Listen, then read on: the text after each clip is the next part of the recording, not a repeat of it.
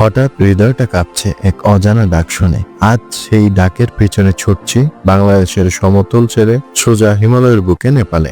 কাঠমান্ডুর প্রাচীন গলিতে হারিয়ে যাব বৌদ্ধ স্তূপের ছায়ায়, আর থামেলের রঙিন রাতে খুঁজবো নিজের জীবন স্পন্দন। এই যাত্রা শুধু দেশ বদলানো নয়, এ আমার আত্মার পাহাড়ে ওঠা।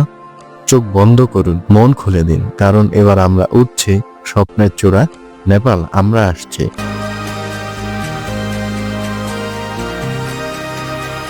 তো আমরা চলে আসলাম শাহজালাল আন্তর্জাতিক বিমানবন্দরে। ইমিগ্রেশন শেষ করে আমরা শাটল বাস দিয়ে বিমানের সামনে চলে আসলাম।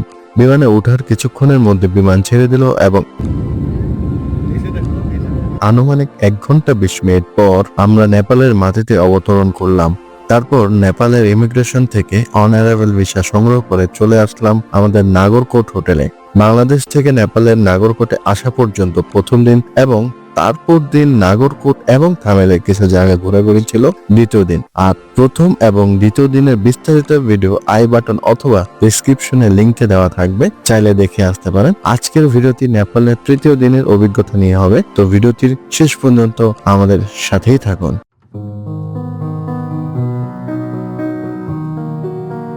তো ঘুম থেকে উঠেই আমরা নাস্তা করতে নিচে চলে আসলাম। সাধারণত 7টা থেকে 10টা পর্যন্ত ব্রেকফাস্ট করার সময় থাকে।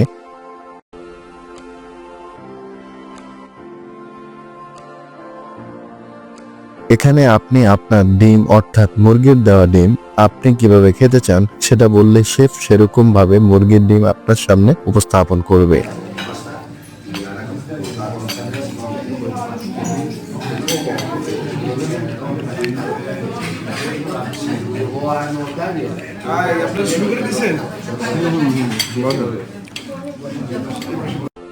খাওয়া শেষ করে আমরা এখন কিছু জায়গায় ঘুরতে বের হবো, কিন্তু আমাদের গাড়ি পথে আছে, তাই হোটেলের 4-5টা ঘুরে দেখব।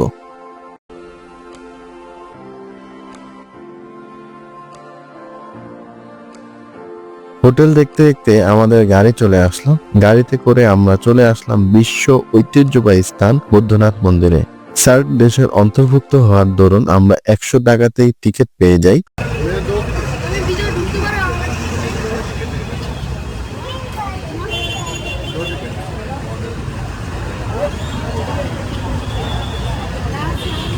নতুবা 400 টাকায় টিকিট কাটতে হতো। প্রবেশ পথের সামনে জামা কাপড়ের দোকানে প্রবেশ করলাম। বলে রাখা ভালো, এখানের পণ্যের কোয়ালিটি যেমন ভালো, দামটাও তেমন সুন্দর। অবশেষে বুদ্ধনাথ মন্দিরে চলে আসলাম। এদিকে আসলে তাদের ঐতিহ্যবাহী জিনিসগুলাই আসলে খুবই বেশি পাওয়া যায়। যে দেখেন প্রত্যেকটা দোকানই প্রায় তাদের জিনিসপত্র। তবু আসলে এদের ঐতিহ্য মূলত এগুলাই, এই যে মন্দির, প্রতিমা, এই টাইপের রিলেতে, এবং তাদের প্রচুর সেলও হয়, কারণ বিদেশিরা এগুলোতে খুবই অ্যাট্রাক্ট ফিল করে এবং তারা এখানে এই যে দেখতে পাচ্ছেন বিদেশিরা মূলত এগুলো কিনে। আর হ্যাঁ, যদি আপনি অন্য ধর্মাবলম্বী হন, যেমন বৌদ্ধ, হিন্দু, তাহলে আপনার জন্য এটা স্বর্গরাজ্য। হ্যাঁ, সুন্দর সুন্দর সুন্দর। যাক, কিছুক্ষণ কবুতরের উড়াউড়ি দেখে বুঝতে পারলাম আমাদের দেখার জন্য এখানে তেমন কিছুই নেই। তো যাওয়ার আগে কিছু আকর্ষণীয় জুতা দেখে থেমে গেলাম।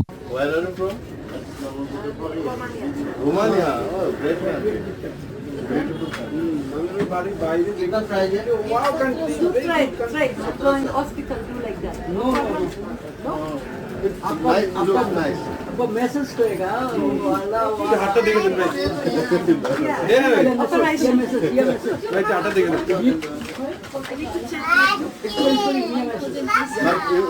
still looks nice. My heart is good. Yeah.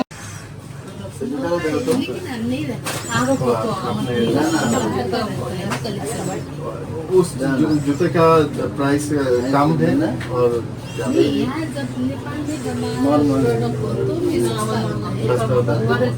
Local market में मिलेगा।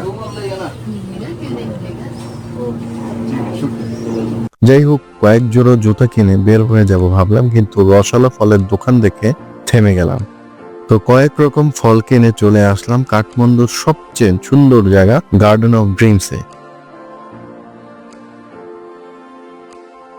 তো গার্ডেন অফ ড্রিমসে প্রবেশের জন্য টিকিট কাটতে টিকিট কাউন্টারের সামনে চলে আসলাম।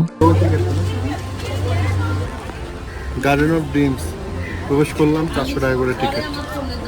এখন দেখি আসলে এই টাকাটা আসলে আমাদের উঠতে হয় কিনা। চলুন।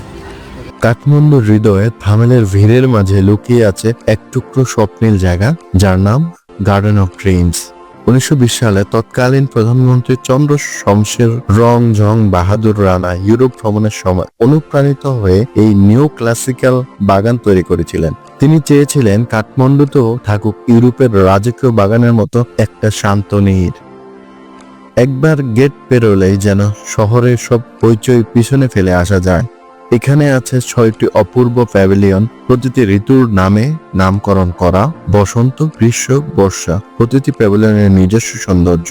মাঝখানে রয়েছে বিশাল ইউরোপিয়ান স্টাইল ফোয়ারা, চারপাশে সুন্দর করে সাজানো লন, পুকুরে শাপলা আর হাজারো রঙিন ফুলের সমারোহ।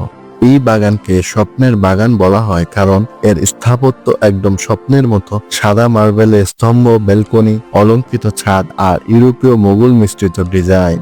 1960-এর দশকে এই বাগান প্রায় ধ্বংস হয়ে গিয়েছিল, কিন্তু 2000 সালে অস্ট্রিয়ান সরকারের সাহায্যে এটাকে পুনরুদ্ধার করা হয়। আজ এটা ইউনেস্কোর এশিয়া প্যাসিফিক হেরিটেজ অ্যাওয়ার্ডও পেয়েছে। কিছুক্ষণ সময় কাটালে আপনি কাঠবেড়ালি দেখতে পাবেন। মন উদাস থাকা মানুষও এদের দেখলে মন ভালো হয়ে যাবে। এই যে এটা আছে,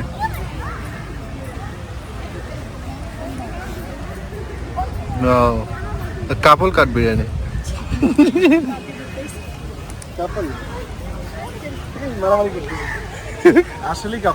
আর হানিমুন করতে আসা দম্পতির জন্য এই জায়গা তো স্বর্গরাজ্য। তাই পরের বার কখনো নেপাল আসলে ভুলবেন না গার্ডেন অফ ড্রিমসে একটা বিকাল কাটাতে, কারণ শান্তি, সৌন্দর্য আর ইতিহাসের এমন মিশ্রণ আর কোথাও পাবেন না। প্রায় 2 ঘন্টা সময় অতিবাহিত করে আমরা বের হয়ে গেলাম এবং গার্ডেন অফ ড্রিমসের ঠিক সামনেই সার্কের কার্যালয় দেখতে পেলাম।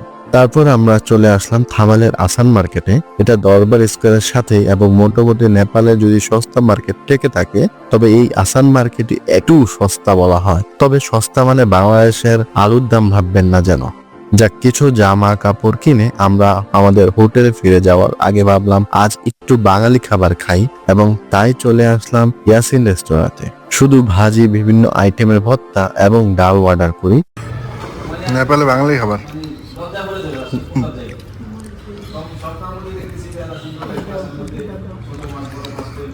Thank you. এই যে এটা পারফেক্ট সালাদ। যাই হোক, খাবার খেয়ে হোটেলে চলে আসলাম। হোটেলে কিছুক্ষণ বিশ্রাম নিয়ে ডিনার করতে আবার একই হোটেলে চলে আসলাম। তবে এবার তাদের স্পেশাল মহিষের কালাবোনা অর্ডার করলাম।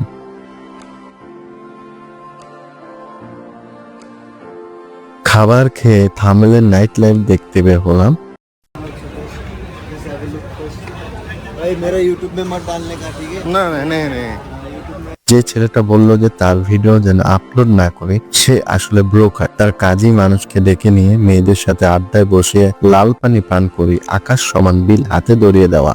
কাঠমান্ডু এবং থামেলে আসলে এদের চক্করে পড়বেন না।